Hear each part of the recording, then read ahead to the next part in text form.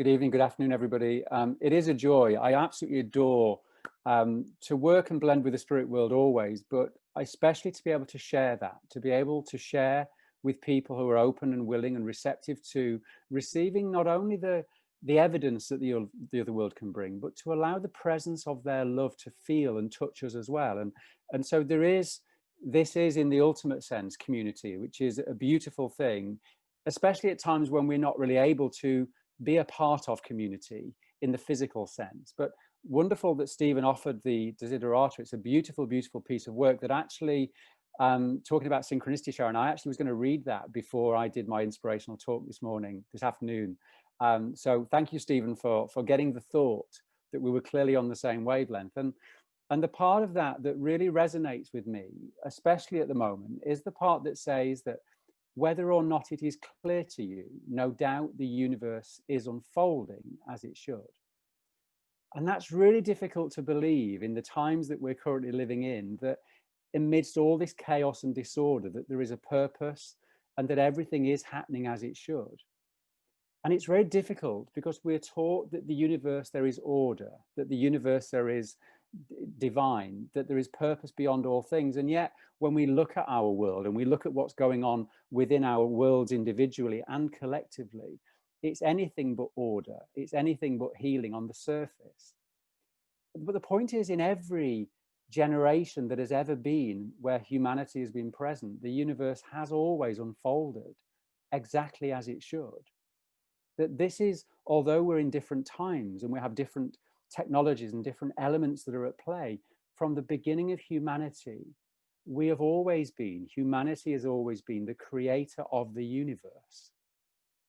I'm talking about the creation that we choose every single day in our reality, how we choose to think, how we choose to act, how we choose to behave, what we choose to believe in. Through our thoughts, we determine the reality of our experience in every single generation. And currently, we have the changes that are happening within governments pretty much everywhere in the world, it seems. Today is our Armistice Day in the Commonwealth, and obviously you have your Veterans Day on Wednesday. And so many times the changes that happen in each generation are activated by behaviors, in elections and votes and marches and demonstrations, and sometimes very sadly in wars. But so we look at the behaviors that are employed, we look at what's happening in the world in a physical sense, and yet I believe we have to look further back than that. We have to look to the way that we think, the way that we identify with the thoughts that we hold. So any thought that we think a lot eventually becomes a belief. Every thought that we invest in, whether that be a system, a political party, an activity, an action, a belief system, religious belief system, any thought that we think consistently, we start to create within it a belief. And when we identify with that belief, when we identify with that practice, we become part of it, and we indoctrinate ourselves for that to be a part of us as well. And so what happens is, the more that we identify with that thought, the more we identify with that system, we then find it very difficult to really understand and resonate another person's perspective, another system's practice, another person's thought process, behavior, or activity. And so what we sometimes can do is that instead of being open and being willing and being receptive and being accepting, because we've identified and we become very much a part of our thinking and our thinking a part of us, we sometimes reject or attack anything that is unlike us, anything that is different to our thoughts, our feelings, our beliefs. And so ultimately, those thoughts become prejudices, and those prejudices become acted upon and become discriminatory. And then the physical effects of that become tangible for us all to see around the world that we're seeing right now. And so when we identify with those thoughts, when we identify with those systems, one of the things that also happens is it disconnects us from the spiritual vibrations and dimensions within us. Because we are not just thoughts, we are not just blood and bones and skin and flesh, we are much more than that. This isn't really who we are. At the core of who we are love. At the core of who we are divine. At the core of who we are a living demonstration of the power of love and the power of God within us here and now. And see, when we accept that, when we can acknowledge that, and we can challenge those thoughts that we might have held, and we can challenge the way that the system has encouraged us to think, or systems have encouraged us to think, when we can identify with ourselves as a spiritual being, we then are responsible as a spiritual being for lifting and raising the consciousness of humanity. That's our responsibility then, because in that moment of recognition of who we truly are, we know better. And when we know better, we then have a responsibility to do better. And so when we can identify with that spiritual part of who we are, we also recognize that there is no separateness. There is no separateness between us and God. There is no separateness between us and each other. And even though my thinking and my beliefs and my understanding, my religious leanings, political leanings might be different from yours, at the core of who we are the same. At the core of who we are all creators of this reality. Now, my grandfathers, both of my grandfathers, were prisoners of war.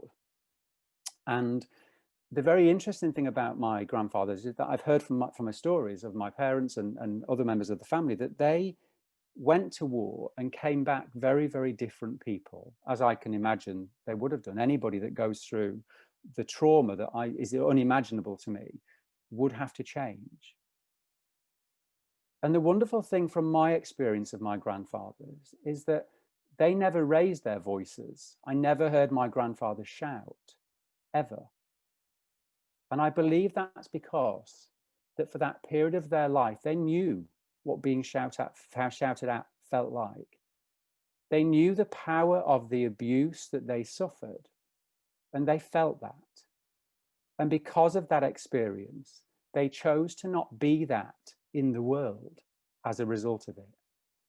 They chose to be kind people because they'd experienced torture. They chose to give to the world a legacy that was different from the world and the experience they inherited and were forced to comply with. They chose to be different. Now, what's our legacy? What's your legacy that you will leave when you leave this planet? Will it be, he believed in this, she was part of that political party? Was it he was part of that culture, that system, that belief system?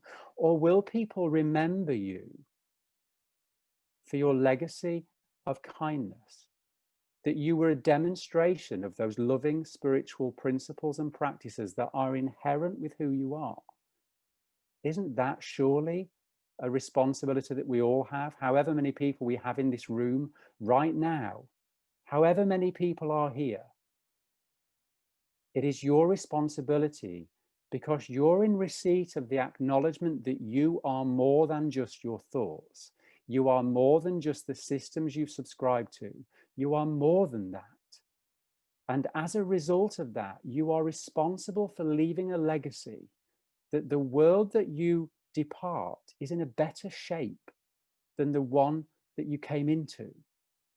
And as spiritual beings that understand there is no separateness, that's our job. That's our responsibility. And if we can do that, if we can, and I'm very aware that we have moments when it's very difficult to in life and people present great challenges to that. But what we have to do is learn to lean into our spiritual nature, is to lean into those spiritual principles, those spiritual dimensions within us that go beyond thought, that go beyond systems, go beyond politics, that go beyond separateness. Because if we understood that by causing pain to another, it causes pain to us, we wouldn't do it. We wouldn't do it. If we can understand that the division between us and humanity really originates in the way that we think, that we choose here instead of here. We choose to identify with the thinking instead of choosing to identify with the core of who you are, that is love.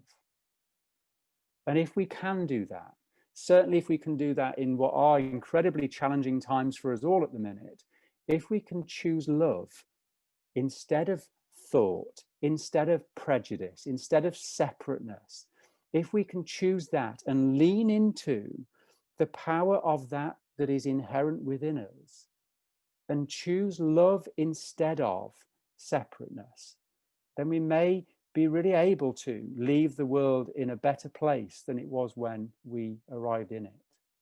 So thank you all for listening.